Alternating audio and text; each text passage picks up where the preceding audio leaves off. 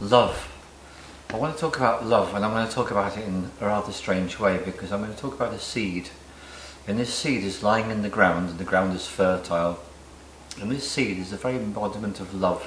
This seed was created by its parent plants, and it's lying in the ground dormant, waiting to grow. And when the conditions are just right, when it's just moist enough and just warm enough, that seed begins to grow and it starts to produce a plant.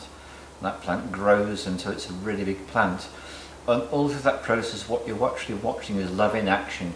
So if you ever find yourself in a place of not love and you want to reconnect with love, this is what I suggest you do. Go into nature and go to where there are plants. And where there are plants, you're watching love in action. So that plant is growing, and eventually it's flowering and it's reproducing with the other trees or other plants around it. And the next thing you know, those flowers are setting seeds. And those seeds have got one simple desire, which is to be dispersed into the ground and to have the chance to grow and to be a new plant in its own way. So in the plant kingdom you can see love in operation all the time. And there's some amazing work that's been done with biologists, with plants, connecting them up to very sensitive meters, and they discover that if a person comes into the room where a plant is and the person has a desire to harm the plant actually has a reaction to that, which can be measured on the meter. So my understanding about all this is that plants really are the embodiment of love. They are pure love in action. And hey, guess which is the colour that is most common in the plant kingdom? It's the colour green. And the colour green is known by people who study the aura and the energy centres of the body is to relate to the heart. And so the green relates to love. So green, heart, love, plants, it all relates. So that's something that I throw out to you to be of help, that if you're in a situation where you're in doubting love or feeling disconnected from love, just to re-establish your connection by going out into nature and just opening up to the power and the beauty of the plants. At any time of the year you can feel this from them. Perhaps it's easiest for people in spring, but it's still available to you at any time to realise that's what plants are. They're love in action. And here's the thing about plants. How do you see that they're love? Well, one way is they're very coherent in terms of their form. They have a very exact form which produces the flowers and seeds. And here's the other thing about them. You put one little seed in the ground or allow one seed to fall off the tree, and that seed produces a plant which then flowers. And what does it do? Does it produce one seed? Does it produce two? Does it produce four? As heck is like, you know what plants do. They produce a huge number of seeds. And this is enshrined in the Japanese language because they have a phrase which is 1 grain, 10,000 grains.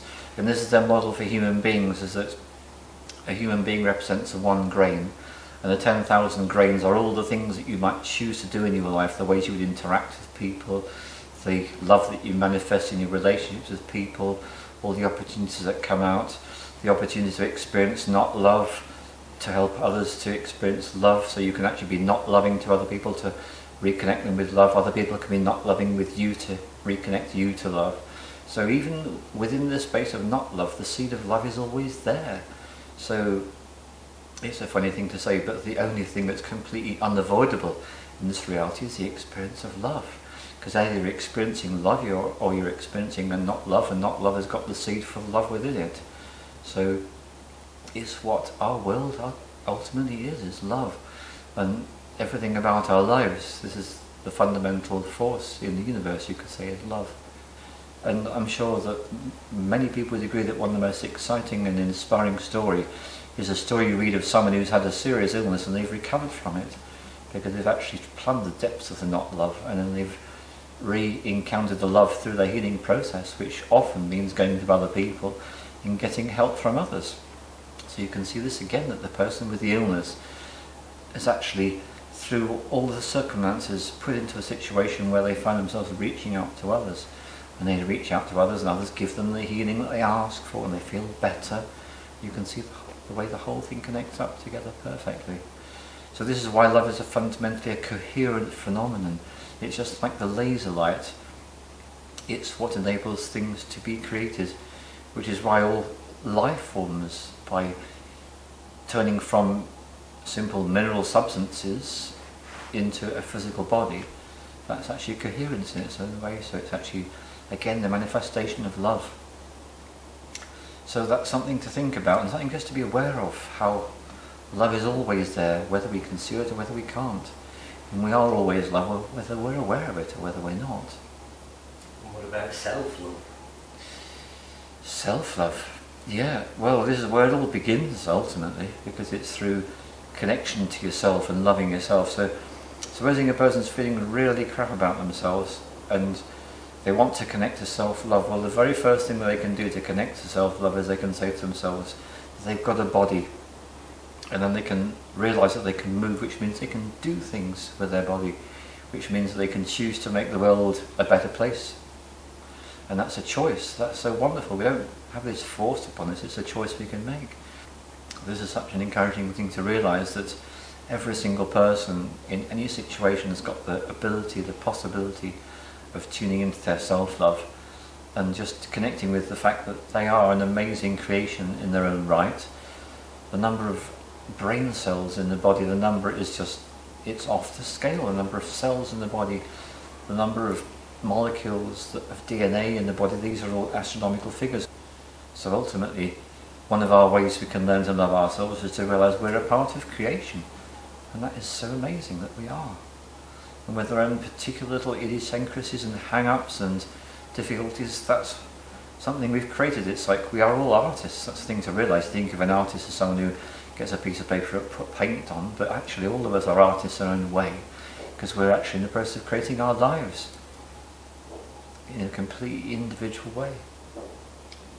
But in order to be lovable, you have to be aware of the fact that you are the creation of this amazing universe, which means automatically you're lovable because you've been created. You know, in a sense, it's the ultimate arrogance, really, to go into self-hatred, because then you're actually denying the miraculous nature of you. And it's a funny thing that, because when we are in the in-love state, we're having an amazing biochemical party going on inside our bodies, where serotonin and other hormones are being released, which causes us to feel very good. And there's all sorts of ways we can manipulate this if we're not in the in-love state. Anyone who goes through a really profound dance experience learns that if you throw yourself and immerse yourself totally in the dance, that there comes this point where you just are aware that everything is moving and you're part of that movement, and therefore everything is beautiful and it reconnects you with the love. And there are so many things human beings can do. So I'd say the fundamental thing is creativity, and all acts of creation are what connect us with our love for ourselves.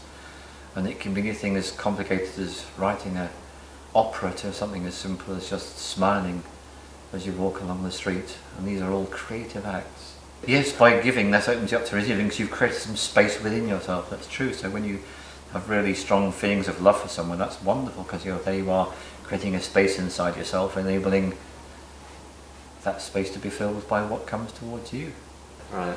Well, so thanks for being a mate. Well, thank you as well, Dan. Thanks for everything. It all works. Thank you.